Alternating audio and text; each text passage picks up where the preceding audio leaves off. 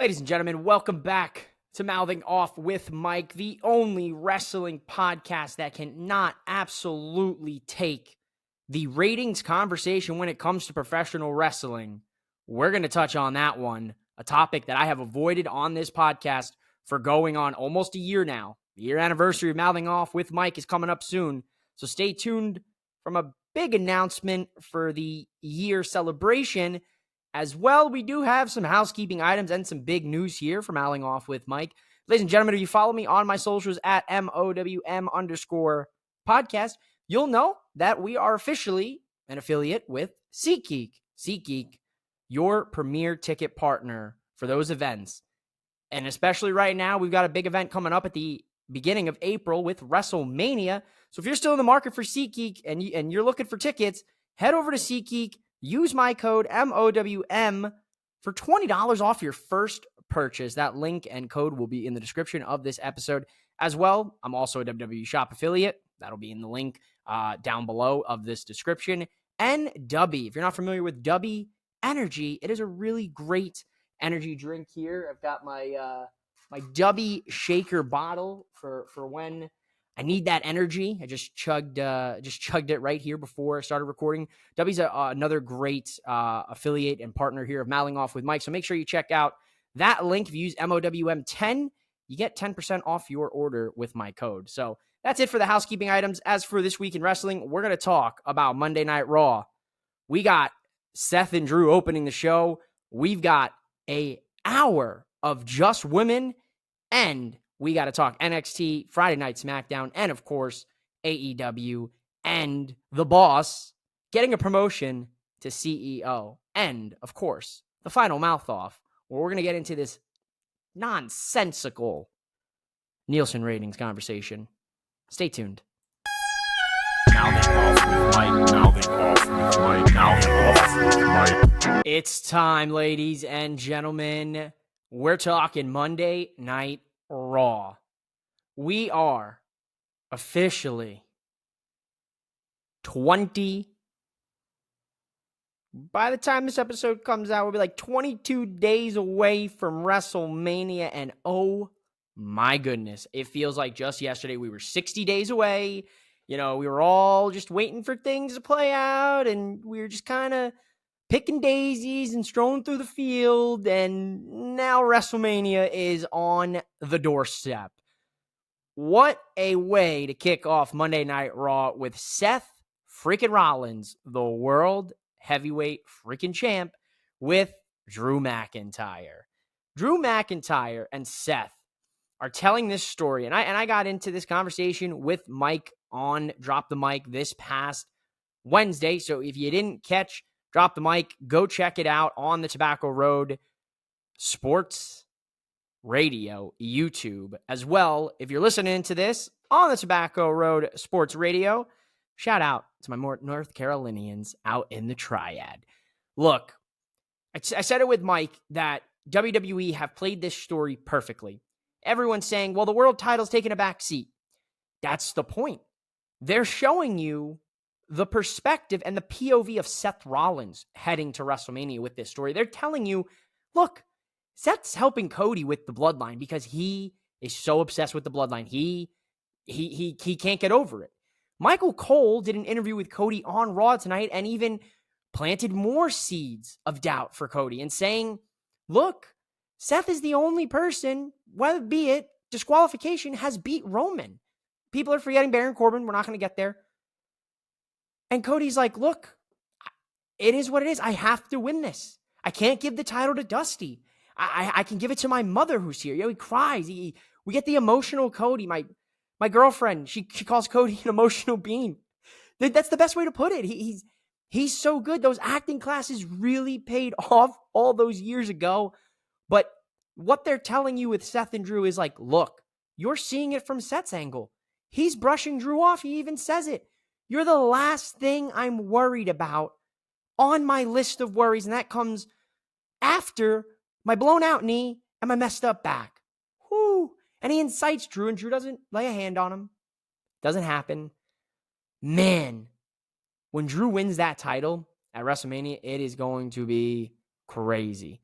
But we have to note, Drew's starting to sound more and more like a hypocrite. And the character of the realist who's just calling things for what they are and applying logic to what's happening is now becoming that full-blown hypocrite. Keep an eye on the progression of Drew's character. I really love it.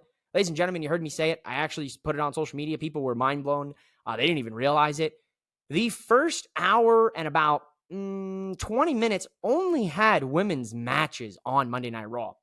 And this is a fact, and this is a point that I have driven home on Mouthing Off with Mike since day one, since episode 0. Why can't you have more women's matches on Raw? Why can't you give the women 10 minutes instead of 5 minutes? Becky and Liv had a 25 minute, with the commercials, yada, yada, blah, blah, blah, blah. They had a great, fantastic match on Monday Night Raw. Liv and Becky have great chemistry. They've showed it many a times. They told callbacks to their first interactions. Becky gets the win here.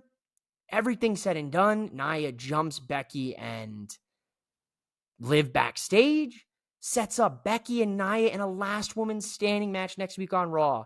Sheesh. And mommy, Rhea Ripley, was like, Becky, I want you healthy. I don't want to hear any excuses.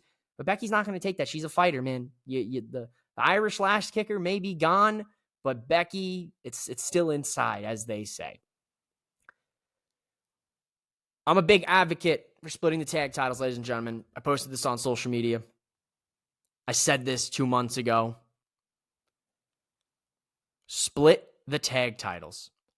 The big announcement Pierce and Aldis are alluding to this whole week going into Raw. Split the tag titles. Everybody's running wild with theories and, they're splitting. I myself was like, they got to be splitting the tag titles. What's the only announcement? None of us, and myself included, failed to think they're just going to announce the match for the tag titles, which in fact is what they do. Ladies and gentlemen, we're getting a 6-pack ladder match, that rhymes, for the undisputed tag team titles. Finn Balor and Damian Priest will defend those titles against 5 other teams. There will be qualifying matches on Raw, on SmackDown in the next couple weeks to determine who those teams will be. It looks like we're going to get 3 teams from Raw, and it looks like we're going to get 2 teams from SmackDown, possibly, because they announced 3 matches for the tag titles and the qualifiers. You got Awesome Truth taking on Indus-Sheer. You've got DIY taking on the Creed brothers. There was only 2 matches. So it looks like you're going to have 3 and 3 teams. Sorry, math. I had a moment there. So you're going to have 3 from Raw, 3 from SmackDown. DIY and the Creed brothers going up against each other absolutely pains me because I want both of those teams in that match, but I'm sure there'll be some sort of last-minute qualifying for both Raw and SmackDown teams. We'll see how this plays out, but I have a phony feeling. I said this on Drop the Mic. A lot of podcasters, a lot of Twitter, internet wrestling people have the theory that 2 teams will grab the tag titles and that's how they'll split them at WrestleMania. That's cheap booking in my opinion, but at least the tag titles would be split finally. We had Ivy and Maxine taking on Indy and Candice LeRae. And if you've been keeping up with Candice LeRae, she has gotten quite the attitude on her. That Poison Pixie moniker is starting to be more poison than Pixie. She backs Maxine up into a corner and absolutely bullies her. Dare I say we should be calling Candice LeRae Candice Cage because she channels her inner Christian Cage and makes a reference to Maxine's dead brother, saying that he would be ashamed if he saw her and the girls in the locker room hate her, and that's why the fans boo her. Now, if you're not familiar, I'll give you the Spark Notes. Maxine at a live show was booed relentlessly by fans who thought it was funny to boo the girl who's trying to actively improve in the ring. Now, hear me out. It's not a boo because she was a bad character or a heel. It was a boo because they think that she sucks. Well, ladies and gentlemen, there have been wrestlers that have picked up wrestling fast. There have been wrestlers that haven't picked up wrestling fast. I'd probably be in the latter there. If I hopped in a ring, it'd probably take me some time to learn how to wrestle. And that would be for most of fans and people who watch wrestling. At the end of the day, it was a little bit uncalled for, but WWE and Triple H, they're geniuses. He's so smart. He's been bleeding these real-life discourses and these internet wrestling discourses into television with Monday Night Raw, SmackDown, and NXT. Anytime something is referenced or there's some sort of massive argument on the internet wrestling community, mainly Twitter. It gets somehow bled through to WWE programming. So Triple H, I know you got the burner account out there. I got some good fantasy booking ideas. I'm just saying. I love this. I think this is great. I think this is a great way to get Ivy, Maxine, and Indy and Candice on TV for the next couple weeks heading into WrestleMania. I think it's a great idea to the severely underrated Candice LeRae to get some television airtime and an actual story she can sink her teeth into. I'm all for it, man. Women's tag titles were on the line. Kabuki Warriors defended against Shayna and Zoe. Solid match here. Another women's match. This was fantastic stuff. Shayna and Zoe were unable to get the win thanks to Dakota Kai interfering. We're getting Bayley and Dakota Kai on SmackDown this week. I'm excited for it. It should be intense. We'll talk more about it when we get to SmackDown and how everything plays out here. We've got our last Rock appearance here for SmackDown as well, so I'm sure he's going to have something crazy to say. But good match on the women's tag titles. Looks like the Kabuki Warriors will probably be defending those titles in a multi-woman tag team match, similar to probably what we're going to see with that six-pack ladder match challenge for the men's tag title. So keep an eye on that. Andrade and the Judgment Day. It looks like Andrade might be in agreement with the Judgment Day on some business dealings. He's all about his business. R-Truth is the one who came up with the idea for the ladder match, and Damian Priest took extra offense to that. So Priest and R-Truth have a match. Priest gets the win. DIY make the save. It's going to be very interesting because DIX or Regeneration X. R-Truth thinks Johnny Gargano and Tommaso Ciampa are Shawn Michaels and Triple H. It kills me. I love silliness like this. I'm in the minority of wrestling fans that love goofy stuff. I think that's why I love NXT, because it's like a CW show, and that's funny because they are going to CW, but neither here nor there. Good stuff here. Raw up to this point has been very enjoyable. The last 45 minutes, ladies and gentlemen, of Monday Night Raw was going to be the gauntlet match to determine the Ring General Gunther's #1 contender for WrestleMania. And we had seen a lot of these awesome, intense promos from Chad Gable where he was going to run the gauntlet, but he actually entered the gauntlet last. Sami Zayn, for the most part, ran the gauntlet. He came in the middle of the pack. Ricochet and JD McDonough started. Ricochet eliminated JD McDonough. Bronson Reed then came out and eliminated Ricochet. Sami Zayn was then in the match. He eliminated Bronson Reed. Nakamura came out. Zayn eliminated Nakamura. And then that is when Chad Gable made his entry into the match. And Sami and him had a fantastic match here to end Monday Night Raw and this gauntlet match. I was out of my seat numerous times here at home watching the match. And it's very rare for me to jump out of my seat when I'm watching wrestling at home. A couple rare occasions. Obviously, CM Punk's return a few months ago. But yeah, what a story they've been able to tell with Chad Gable. Chad Gable was unsuccessful in his quest to head to WrestleMania. So this is going to add more layers to Chad Gable. I was fine with either of these guys. Sami Zayn is going to take on Gunther at WrestleMania for the Intercontinental Championship. That just tells me that Gunther will retain at WrestleMania and his record-breaking title run will continue. Chad, I think that's coming down the line. I think that's your SummerSlam Cleveland match. That's your moment right there. Or they decide to go in a different direction, and because of the Chad Gable hype, they may slot him in Money in the Bank, and maybe he's your Money in the Bank winner. We know Sami wants the World Heavyweight Championship, though it doesn't make sense for him to laterally go to the Intercontinental Championship. But Gunther has elevated that title to the point where you could argue that the Intercontinental Championship is more of a world title than the World Heavyweight Championship was for a bit. Because you didn't have two separate titles. You only had one. Roman was holding both. That's when we got the World Heavyweight title, we established a new main card title. Raw, really good stuff here. NXT, oh boy, do we got a lot to talk about. I'm going to say it again this week, ladies and gentlemen. If you sleep on NXT, then guess what? You better wake up. You better wake up because NXT has been firing all cylinders. Honestly, man, I love NXT. It is a perfect mesh for sports entertainment, wrestling, and pure comedy. There's so many funny moments that happen on NXT. There's so many shocking moments. There's moments of love. And on NXT tonight, I say I have to steal the Virginia is for lovers moniker here because NXT, it looks like, is for lovers as well. It also looks like NXT is for pop in the trunk because the Don, Tony D, was enjoying family business and family meal here with the family.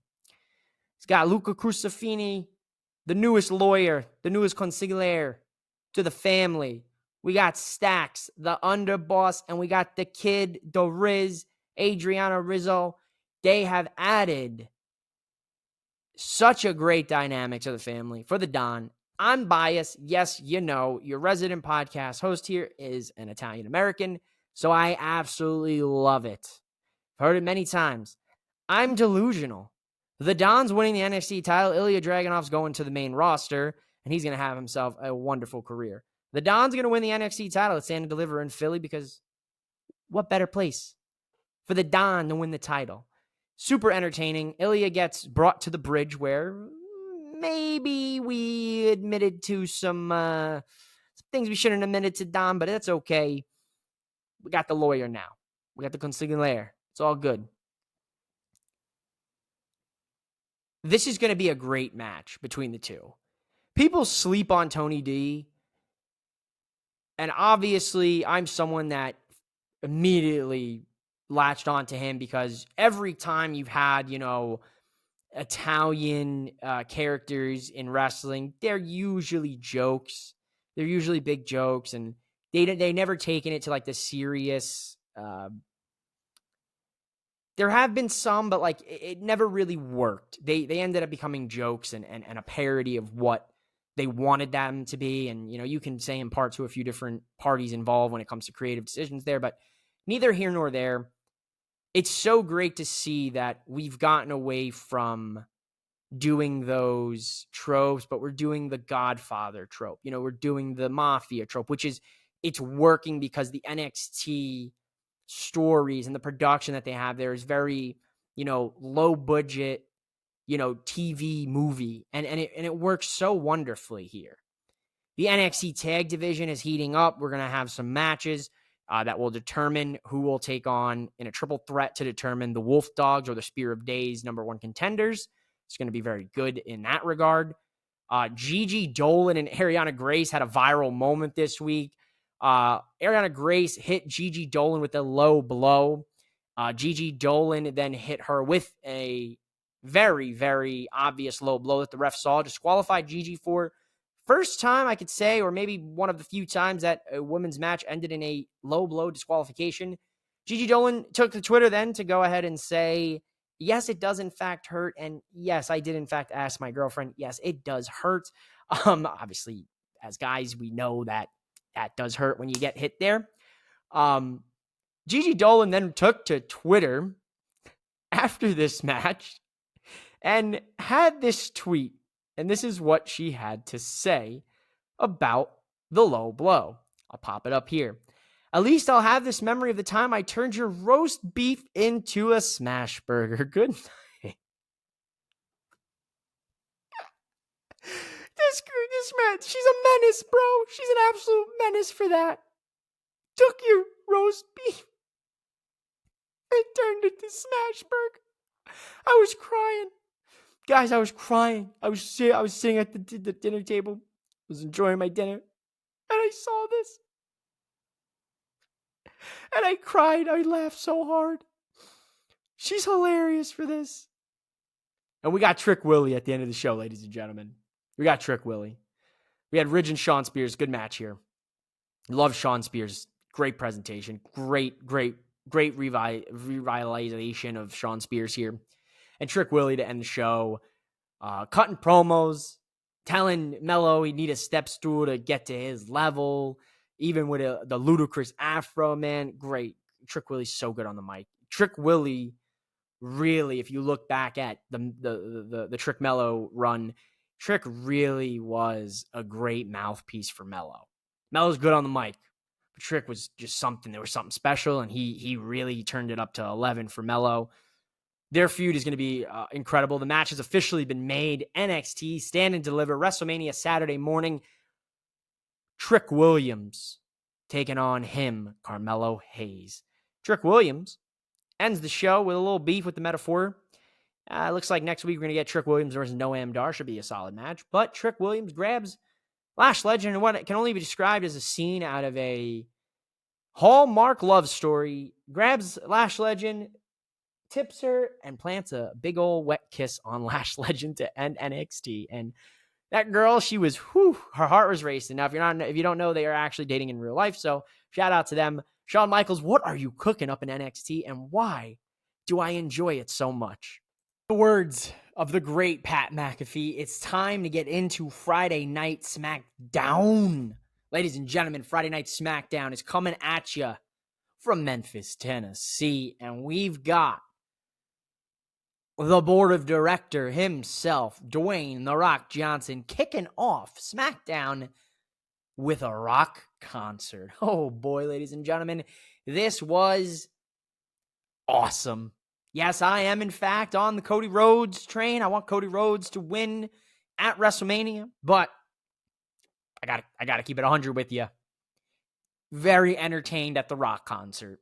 The Rock dropped a 10-minute promo on social media, keeping in line with kind of what he's been doing these last couple of weeks since coming back. You know, he dropped like the 30-minute long version. He dropped the 15-minute long version. Tonight, we got about a 15, 20-minute Rock promo with the Rock concert, of course.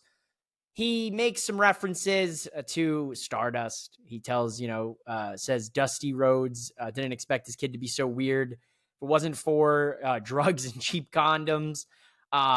He goes on to call Seth Rollins the living embodiment of cringe, and that his wife is more popular than him, and that he's going to take that title and disappear.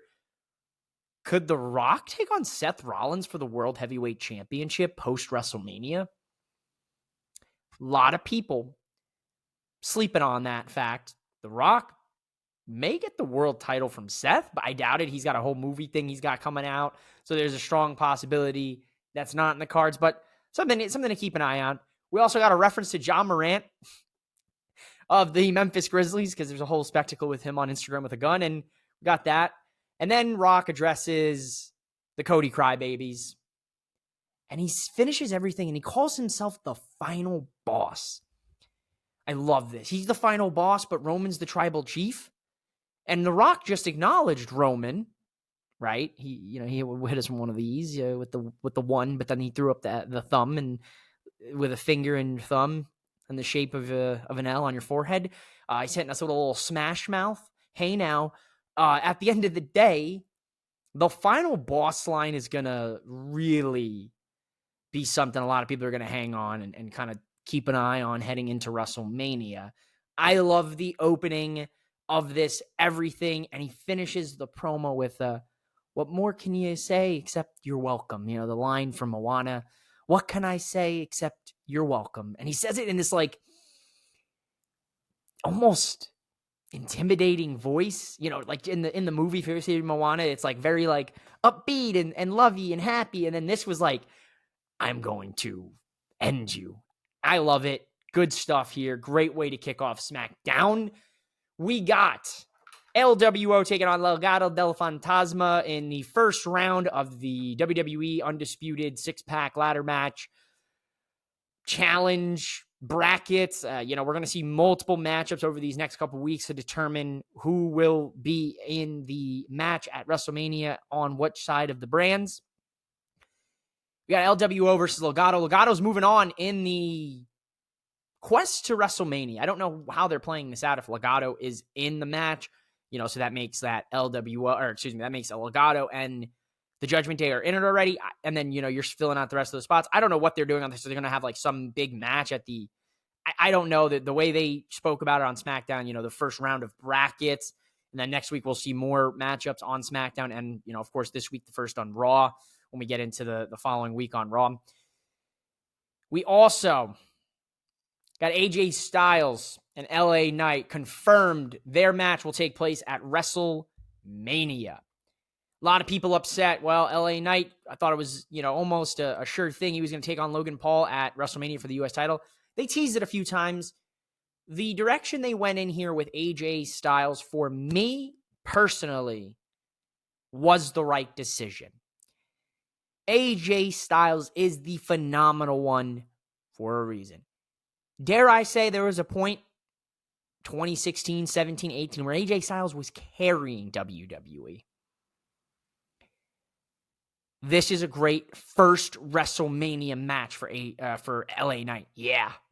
They're going to tear the house down already with great promos. AJ hits him with the chair and then sits on the chair on top of him. And then he cuts a digital exclusive video saying that he's not showing up to SmackDown for the next couple weeks. We've seen Triple H and Shawn Michaels particularly go into their greatest hits in the past. We've seen it with the Damage Control story, very, very reminiscent to Evolution and the way they ended up splitting things. We saw Shawn Michaels do a little bit of that with Carmelo Hayes and kind of some symbolism when Michaels kicked Jannetty through the barbershop window. Would not be surprised if we got ourselves a redo or an ode to the good old Triple H, Randy Orton home invasion, or, dare I say, a lot of people forget this one, the Edge home invasion of John Cena Sr.'s house. Would not be shocked. LA Knight breaks down AJ Styles' house doors and wreaks absolute havoc. Yeah. We got Jimmy accepting the challenge from Jay to that match at WrestleMania. So it's no Yeet versus Yeet. It's brother versus brother. It's me versus me. It's Uso versus Uso. Going to be a great match. Jimmy cuts a really intense promo. I'm excited to see which night this takes place on. I have a feeling night 1 would be the move. But I wouldn't be shocked if they threw it on night 2 with, since Roman and the rest of the bloodline is going to be on night 2. We got RKO Central here with Randy Orton taking on Grayson Waller. Waller goes for his rolling stunner. Randy hits him with an RKO, 1, 2, 3. After the match, Logan Paul, who is on commentary, who's looking for an apology from Randy Orton, does not get that. Theory tries to jump Randy. KO makes the save. Theory gets hit with a crazy stunner RKO combo. Theory's ridiculously unserious with these sells. He took the stunner, feet planted on the ground, then jumped after it into the RKO. Hysterical. I love stupid things like that. Like just ridiculous over-the-top selling. A lot of people have said about a cartwheel Canadian destroyer that took place on Rampage. Wah. It's fun. Wrestling's fun, please. But because Logan Paul wants to be a pain in the absolute butt to Nick Aldis says, I've decided who your WrestleMania opponent is. Actually, I misspoke. I've decided who your WrestleMania opponents will be.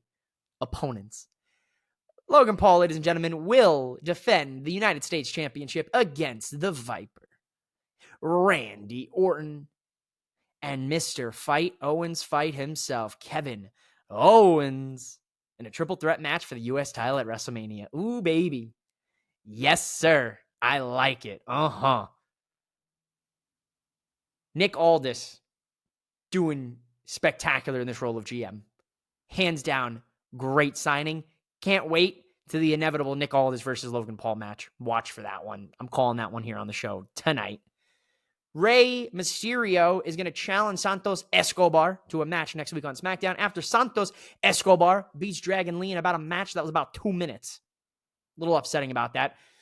I figure LWO Legado is going to be the match at WrestleMania. Now, if Legado's in the ladder match for the tag titles, then I could see potentially Rey, Carlito, or Rey and Dragon Lee versus Santos and somebody else if they were to add somebody to Legado. Or it's going to just be Rey versus Santos. Hope LWO somehow makes WrestleMania because Joaquin and Cruz have been putting in the work, showing up in NXT as well, playing double duty weekly. So I hope LWO gets on the WrestleMania card. I really hope so. We got Elton Prince and Kit Wilson, Pretty Deadly, yes boy, taking on New Catch Republic, Tyler Bate, and Pete Dunne, the Bruiserweight. Solid match here. New Catch Republic moving on in the tournament for the tag titles for the WrestleMania ladder match. I'm not sure if all these teams are going to end up having a match to decide who's in and what. Like I said, things are still kind of getting fleshed out with that. It seems so far we've got the Judgment Day and Legado in that match. WWE is starting to promote fan signs on television. So WWE is actively trying to get more signs in the building, similar to what we used to see during the Attitude Era when they do the big pan shot and everybody and their mother had a crowd sign. I'm in the minority about this, man. I pay good money to go to wrestling shows, and I love a good sign, but sometimes you go to a show, and a lot of fans can attest to this. Sometimes you just get that one fan that no matter where they're sitting, you could be in a spot that's not going to be on camera whatsoever. They got to show that sign every 2 minutes, and they just block all your view, and you can't see it, and you got to watch half the show from the Jumbotron, and it's like you paid all this money. As long as the sign thing doesn't become like everybody just holds up their sign the whole show, because I've been in shows that people do that, and I'm just like, come on, man, have some consideration. Most wrestling fans get it when it comes to signs. Show it, quick, put it down. But there are always the bad apples in the bunch, like always. But it'd be cool very much to see a crowd panning at WrestleMania, and you just see a sea of signs. I wouldn't be opposed to it. It looked really awesome. The women are main eventing on SmackDown. So the women main evented on Dynamite this week. The women are main eventing on SmackDown. Bayley taking on Dakota Kai in a grudge match, which ends in a no disqualification thanks to Damage Control attacking Bayley. Naomi comes out to try to make the save, but unfortunately, the numbers game was that they were at a disadvantage here. Crowd chanting EST, expecting Bianca to come out. You're off your rocker if you think Bianca Belair is going to help Bayley. She was victimized for the entire summer, for the entire year of 2023. Absolutely. Damage Control. She does not care what happens to Bayley. She said, reap what you sow, girl. She hits you with the girl, to Naomi last week. She didn't even come out. Naomi got beat up. You think maybe Bianca would help Naomi, but even she's like, hey, you want to help her, that's on you. I'm not getting involved. Will there be someone to help Naomi and Bayley? Maybe. Just maybe. Maybe a storm's coming to SmackDown. We'll find out. Notable news that I didn't get to talk about because I did record the final mouth off before SmackDown this week. Shayna Baszler is going to go wrestle in Bloodsport, Josh Barnett's promotion, affiliated with GCW. WrestleMania weekend. Tickets were sold out prior to this announcement, but according to Sean Ross Sapp of Fightful, multiple WWE superstars are supposed to be showing up at Bloodsport. I try to get tickets. It's almost impossible. But that's some notable news here. We're going to go ahead and hit into AEW and everything going on in the world of All Elite Wrestling. Like the boss is now the CEO. It's Wednesday. You know what that means, ladies and gentlemen. We're in Boston for AEW Big Business. And ladies and gentlemen, no spoiler alert at all here because we all knew it was coming. Mercedes Moné is All Elite. And ladies and gentlemen, if you caught me on Drop the Mic this week, I'll say it again. I nailed this down to a T. Mercedes Moné, Dynamite opens, the announcers bring us in, the pyro hits, the video, the new video, every new pyro, everything. Stage, ring, looks dope. Here comes a Maybach, comes in the back, door opens, we cut to the ring. The music hits, ladies and gentlemen. CEO, CEO, CEO. The boss got a promotion to CEO. Mercedes Moné will be now known as the CEO of All Elite. Her promo, she goes on to say how grateful she is if she couldn't do it without the fans, Tony Khan, the love, the support of everyone. There was a point where she didn't think her career was going to go on any longer when she got hurt. She's just so thankful to be here. She looked fantastic. Her hair was done. She had All Elite CEO, kind of similar to how like Naomi does hers. This was a fantastic debut. I love the way they did it. We didn't have to sit on bated breath waiting for what we knew was coming from the beginning. Very similar to CM Punk's debut. We knew he was coming. Why not start the show hot? Now, a lot of people, and I got into it a little bit here on Twitter. I wouldn't say into it, but open for discussion. I'm always open to a good debate. But for people to sit there and say, well, Dynamite, wasn't good this week, or it wasn't properly structured. I don't see what more, what kind of structure do you want? Do you want it to maintain hurricanes? Like, what kind of structure are you looking for? because Dynamite to me was very enjoyable. Her kicking off the show is a great moment. That's a great moment for the fans, her friends, her family in attendance. We know Bayley and Naomi and Tamina were in attendance for it. Also, the people saying that they should be fired for going to her friend's thing. Go touch grass. Go enjoy the warmth of a female or male. We don't discriminate. Love is love. Nevertheless, go out there and get some help, because they're friends, dude. We live in an era of professional wrestling where friends are supporting their friends in other companies, but fans on the internet can't support a wrestler wrestling for another company because they didn't go back to the company that they wanted them to go to. So you can't be happy. A lot of people complained about Edge going to AEW. Why is he going to AEW? He's going to ruin his legacy, yada, yada, yada. Why did he go to AEW? Because he still had more in the gas tank. He felt he could contribute to the youth in that side of the business. So why not? You people would have been ruined if this was the WCW era, in the Monday Night Wars, when wrestlers were hopping back and forth. You guys would have been losing your minds. Why did Razor Ramon and Kevin Nash leave? Why did they go to WCW? Oh my God. Like, is that what it would have been like? Come on, man. Get a grip. Great debut. Great everything here. Dynamite was spectacular. Joe versus Wardlow, a little bit low on this match. I felt that Wardlow could have had a better... I felt that Wardlow could have definitely been given a better time focus on his offense. Joe puts him to sleep at about, I'd say, 12 minutes max. Good match overall. Was not believable that Wardlow was going to be Joe. I'm not sure what they're going to do with Wardlow, man. I don't want to say it, but it's like, it's stop and go with him. And he even referenced this a few weeks ago. So I really hope something gets figured out. There's a backstage segment of Alex Marvez with the Young Bucks trying to get a word with the Elite, the new Elite, with, of course, Kazuchika Okada, the Rainmaker. And Nicholas and Okada make it known that it is Matthew Jackson's birthday and to wish your EVP a happy birthday. So Alex goes ahead and wishes him a happy birthday, but Okada's like, no. Sing it. I cried. I was laughing so hard at that delivery from Okada. Okada being on U.S. Television Weekly is going to be fantastic. Look, if you're a wrestling fan, if you're like a hardcore wrestling fan like me, you know Okada. If you're not, and you're a fan of AEW, you're a casual wrestling fan, you tune into Wednesday nights and you want to just be entertained for a few hours, you're going to fall in love with this Okada guy. I'm telling you right now, you're going to love this guy. He's so charismatic. Yes, he doesn't speak amazing English, but neither do a lot of wrestlers, and they're super entertaining. Shinsuke, Asuka, Io, Kairi Sane, and Okada's one of them as well. Okada has such charisma. I love him. He's the Rainmaker for a reason.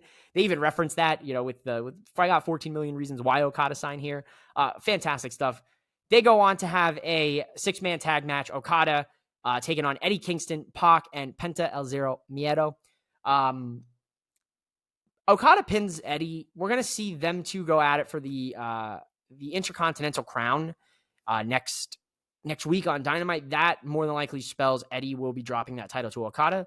Eddie also has a Ring of Honor World Championship match against Mark Briscoe at Ring of Honor Supercard of Honor WrestleMania weekend. So it looks like the Triple Crown thing is going to stop for a little bit. I'm okay with it. I'm excited to see Eddie and Okada. That's going to be a damn good match. We got Darby Allin taking on Jay White in a fantastic match. I tweeted it. That match was for the Jay White crowd that is worried about Jay White being buried and being lost in the shuffle. That was your don't worry about Jay White. He's fine moment. Great match with Darby. Darby is a lunatic, man. He's not even 2 weeks off of going through broken glass and doing that whole thing. And he's out here doing coffin drops to the floor and he's getting destroyed. Jay White gets the win. After the match, the Bang Bang Gang is going to attack Darby. The Acclaim come out. They're like, no, we're not doing this. Billy Gunn's like, dude, what the hell's wrong with you? What are you doing here? And Jay White hits the ass man, Billy Gunn, with a chair. The Bang Bang Scissor Gang has been cut. No more are these two teams forming a super faction. More than likely, at Dynasty or Dynamite in a couple weeks, we're going to probably see the Acclaimed versus the Bang Bang Gang to unify the Trios Championship with the Ring of Honor 6-Man Championship. So more than likely taken on, and that's going to probably happen. Darby is going to climb Mount Everest. Darby, please come back safely. You're too good of a pro wrestler. I don't think Everest is ready for you. Ospreay cuts a impassioned promo that he is the feeling back in AEW, and we've got Hook and Jericho versus the Gates of Agony. Oh, man. Hook and Jericho win. Gates of Agony looks so cool. I really wish they would stop using them as just fodder for other tag teams because they're super talented, dude. They're so good. Hook and Jericho are going to have an FTW championship match next week on Dynamite.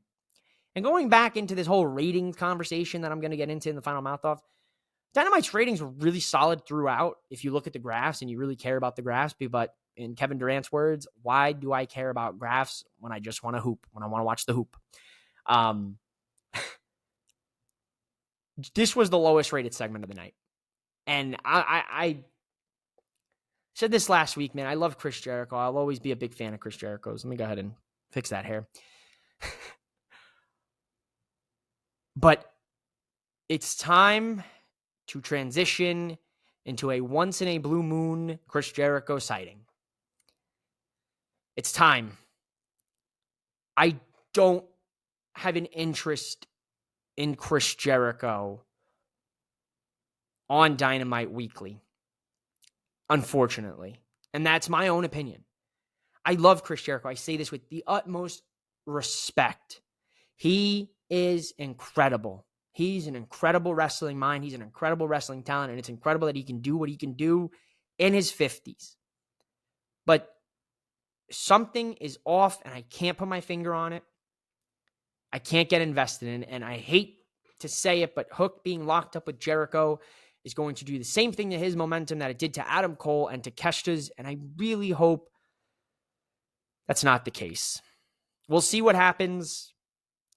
I don't have high hopes for this, and I try to stay very positive with wrestling, especially, but it's not working, unfortunately. We got Willow taking on Rio in the main event of AEW Dynamite. When was the last time the women main evented Dynamite? I'm going to ask you that question. Go Google it, look it up, because it has been quite some time. I don't want to say that is the Mercedes Moné effect, but that's the Mercedes Moné effect. First night on the job, Willow and Rio are main eventing. Great match from Willow and Rio. Awesome main event.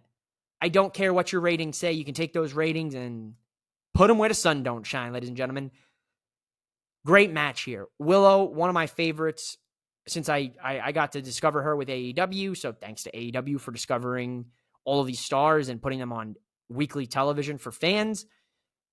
She also had a fantastic match against Mercedes a few years ago for the New Japan Pro Wrestling Women's Strong Championship, which fortunately Mercedes got hurt and Willow won that match. She held that title for, I think, 2 months and then dropped it. They've got unfinished business, but Mercedes Moné makes the save after Julia Hart and Sky Blue, the House of Black, come to attack Willow. Looks like Mercedes' first match is going to be a tag match with rival Willow to take on Julia Hart and Sky Blue. I said this on Drop Mic. I said, I feel Serena D, Willow Nightingale, Britt Baker, all good options for the first couple opponents for Sasha, or I should say Mercedes. Looks like we're going to do Sky Blue and Julia Hart with Willow, and looks like Mercedes and Willow will probably have some sort of beef. And then it looks like Mercedes will probably transition into something with Dr. Britt Baker, DMD. She kind of did the little CE and then stopped, like Britt does the DMD. So we'll see what happens there. Mercedes Moné. It's a very controversial topic in professional wrestling right now, and I will talk a little bit about the reception, which was mostly positive, but I did see some negative out there, and I want to talk about it kind of in conjunction with the final mouth-off and the ratings debacle here. So let's get into Rampage, Collision, and then we'll get into the final mouth-off. So for the first time ever, next week, AEW Rampage is going to be the hour after Dynamite. So next week for Dynamite, we're going to get 3 hours of AEW programming on a Wednesday night. That's going to be really awesome. Thanks to March Madness for making it happen. I don't think we're getting Collision. I think Collision is being pushed back. I don't know if we're getting Collision next Saturday because of the March Madness tournament, which I'm excited about. It's going to be a wild tournament. There's already been some wild upsets to happen in these tournaments, going in and making the seeds. We'll find out what everybody, who's in, who's out here this weekend. It's going to be a wild ride here. Make sure you get your brackets filled out before the tournament starts. March Madness is always a fun time when it comes to sports. But before we get to March Madness and the hoops, we got to talk a little bit about those wrestling hoops. We got to talk about AEW Rampage, the fastest hour of professional wrestling, which saw the Undisputed Kingdom take on Top Flight and Action Andretti in the main event. The Undisputed Kingdom got the win. We also saw Big Takeshita take on Commander. He got the win. Commander actually Takeshita might be hurt. He's supposed to have a match on Collision that actually got scrapped. So we got to keep an eye on Takeshita here. Fingers crossed. Darby Allin did in fact break his foot on Dynamite. So I didn't get to talk about that when I did Dynamite here. But yeah, I posted the picture. His foot looks like a balloon. You know what they say about divine intervention, ladies and gentlemen? You know what they say? There's that. I don't know what the theory's called. And if someone knows, please tell me what it is on social media at MOWM_podcast. There's this theory. It's like, where you're supposed to do something, but then something happens and you don't end up getting to do it. And then like something bad ends up happening. Like the people that were going to be on that flight, that the door flew off and like nobody was in those seats. And the people that were there like missed their flight by like 20 minutes or something because they missed their Uber. I don't know the whole story, but I know a divine intervention is a thing, but there's another theory. I can't think of it off the top of my head. If you know it, please shout it out. So Darby's not climbing Everest, and honestly, thank God. I was very worried that I was going to watch this man wrestle on Dynamite, and then a month later, here he is on Everest, and it's just, tragedy or some nonsense, God forbid. So, coincidence? I don't think so. Nevertheless, Best Friends and Dark Order kicked off Rampage, solid tag match. Best Friends got the win. Timeless Tony Storm and Mariah May were in tag action to show that they can team, because they got a tag match against Deonna Purrazzo and her partner, who was revealed to be Thunder Rosa, on Dynamite next week.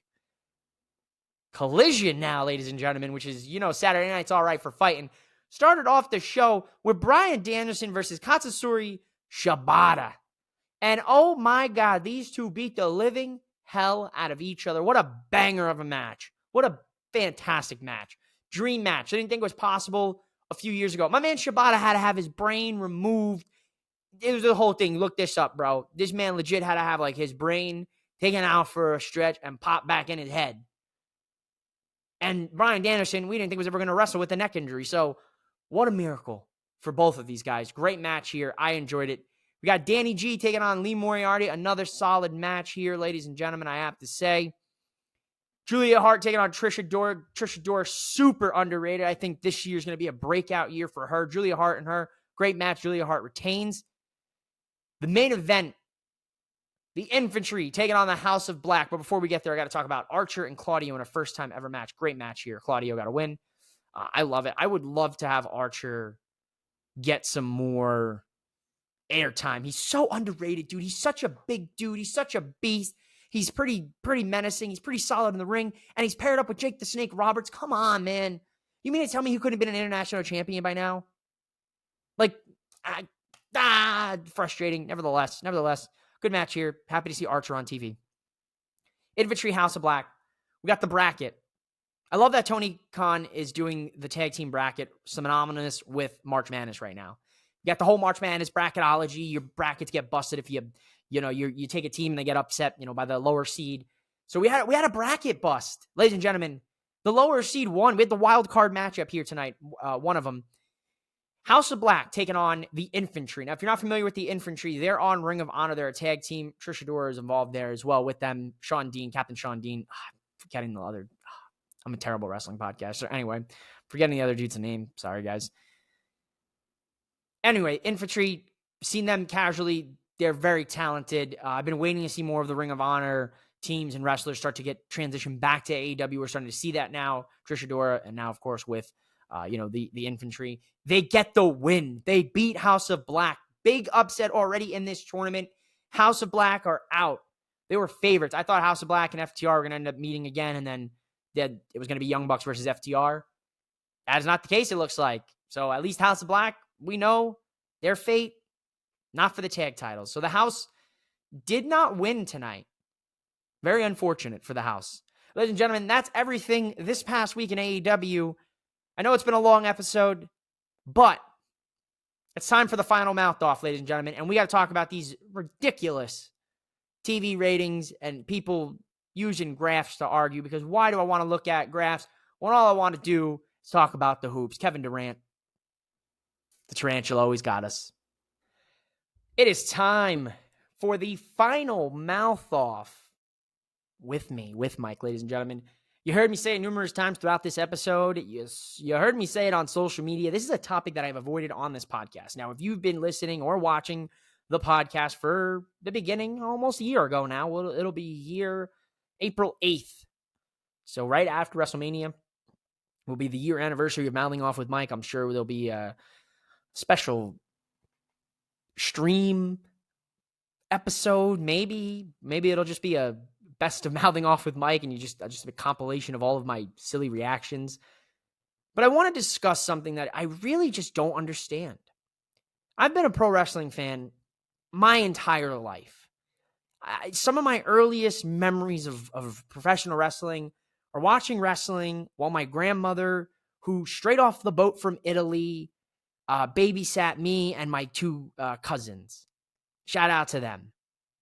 Shout out to you guys. If you guys catch this podcast, which I don't even know if they know I have it or not. Nevertheless, shout out to you guys. But we used to watch Monday Night Raw, SmackDown if my parents were working and, they were coming home late. My grandmother never missed wrestling and Days of Our Life. Two shows. Never missed them. And it was something that just, it stuck, man. My dad grew up watching it. My dad used to go to the WWF shows, at Madison Square Garden, get the tickets, $5, $6, go sit ringside. Saw so many legends. I can't, Coco Beware, and the Junkyard Dog, and Dusty, and Rick, and Buddy Rogers, and George the Animal Steel. Wrestling is in my blood. It is something I'm super passionate about.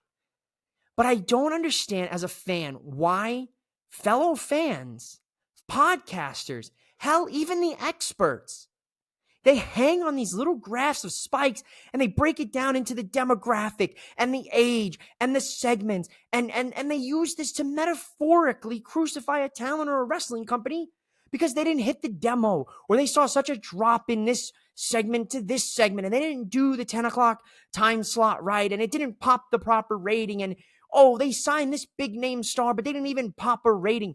Why do you care? Why do you care? Why? I ask this sincerely to all of you that listen. If you're a fan and you harp on the ratings, why do you care about the ratings of professional wrestling? Did you watch the show? Did you enjoy the show? If you answer yes to both of those questions, then what does it matter if they got 800,000 views, if they got 1 million, if they got 2, if they got 22? Why does it matter? Did you sit for 2 hours or 3 hours in the case of Monday Night Raw, and were you entertained for at least half of that or the whole thing? If you answer yes to those questions and you're a ratings hyper fixator, why? I need to know this because Nielsen ratings are so out of date and irrelevant in the current day of media consumption, but for some reason, this is harped on. This past week, we saw the debut in AEW of women's wrestler Mercedes Moné. While most of the fan reception was positive, there was a vast majority of experts and fans that hyper-fixated on the rating for Dynamite, feeling that the ratings during certain segments were lower than they should have been. Now, Mercedes' grand reveal took place in the first segment of the show, which saw a large pop in viewership. Now, as the show progressed, the ratings per segment would dive a little bit per segment, and the lowest would be during the Jericho Hook tag team match, which, honestly, understandable. Go back in the show and listen to my thoughts on everything there. But I just don't understand why it gets harped on.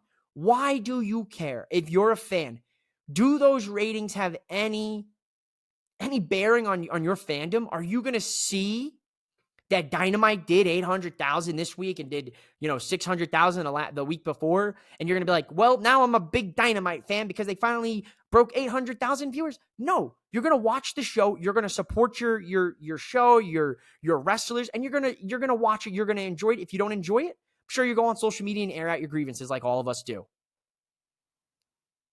I don't understand it. Nielsen ratings are out of date, ladies and gentlemen. People watch streaming services, Netflix, Hulu, Amazon, the list goes on and on, Peacock. People do not look at Nielsen rating. Normal people, if you watch any cable television, if you watch SWAT, do you go and look and see like what the SWAT rating was for that newest episode and how did they do with the demographics? No. If you're a football fan, if you're an MLB fan, have you ever had a conversation with a fan or a friend that's a rival fan to your team when it comes to the Eagles or the Cowboys? A prime example, me and Mike have dropped the mic. He's a Cowboys fan. I'm an Eagles fan. I have never once had a conversation with him where I said, well, the Eagles got a better rating on Monday Night Football than the Cowboys did last week when they were on Monday Night Football, and vice versa. That conversation never happened. I've never heard my girlfriend talk about the ratings of Love is Blind on Netflix, that, oh, Love is Blind beat The Bachelor. What's wrong with you guys? Stop focusing on stupid things that don't matter. The ratings have no bearing on your fandom. This is a joke. It's subjective. It's made up. You don't know who's watching live, who's watching on DVR, who's watching on the streaming apps, because you can watch TNT and TBS on an app. Same thing with USA Network. Same thing with Fox, if it works every once in a while. So I don't understand why we're getting so hyper fixated on these ratings, and I see it all the time. I don't understand. I try to make this show to be fun, lighthearted. I try to focus on the in-ring action, the talent, the storylines. I don't get into the mud. I don't get into the dirt sheets. I don't get into the rumors. I'll maybe quote on, free agent murmurs and things like that, because that's sports, and I try to present this as a sports podcast. But it is entertainment. I try to be funny too. I try not to be too hard, but I just don't understand that. I never once as a fan, as a kid, even as an adult right now, was like, oh, what are the ratings for Monday Night Raw? How'd that do compared to Dynamite? Or what was the ratings for Raw compared to The Bachelor and Monday Night Football? Monday Night Football is going to pull like a 20 million number.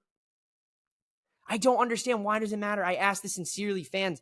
If you're a fan and you harp on the ratings and you feel ratings are an indicator of people watching wrestling and growth for wrestling companies, then mouth off with me on social media. Tell me your reasoning as to why you believe that. At MOWM_podcast.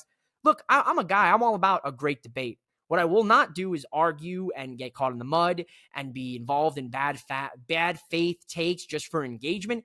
I don't do that here. And that's something that I want to address first and foremost. But if the fans in the building are enjoying the show, if they're going crazy, they're cheering, they're invested, they're enjoying it, you at home, you're enjoying it, what does it matter what the ratings of the show are? That's it, ladies and gentlemen. That's everything from this past week in professional wrestling. For the people who are turning on Mercedes Moné, I leave you with the clip of Christian Cage telling Adam Copeland GFY. And I won't say it because this will air on the Spaco Road Sports Radio. And I don't want to get any sort of FCC violations for them. Ladies and gentlemen, if you're turning your back on Mercedes because she joined AEW instead of WWE or the company you wanted, then, ladies and gentlemen, get help. Simple as that. This has been Mouthing Off with Mike. I'm your host, Mike. Ladies and gentlemen, as I always end every episode, just go out there and enjoy pro wrestlings and stop letting these bad faith engagement podcasters, experts, journalists, fill in the blank, fill your heads that the ratings matter for professional wrestling. Because if you're a fan, they don't matter. Thanks so much for watching. Thanks so much for listening. Check out the links in the description of this episode for all of the sponsors and affiliates here with Mouthing Off with Mike. That SeatGeek code. Get yourself some tickets to a wrestling show and get $20 off. Thanks so much, everybody. Till next time. Mouthing off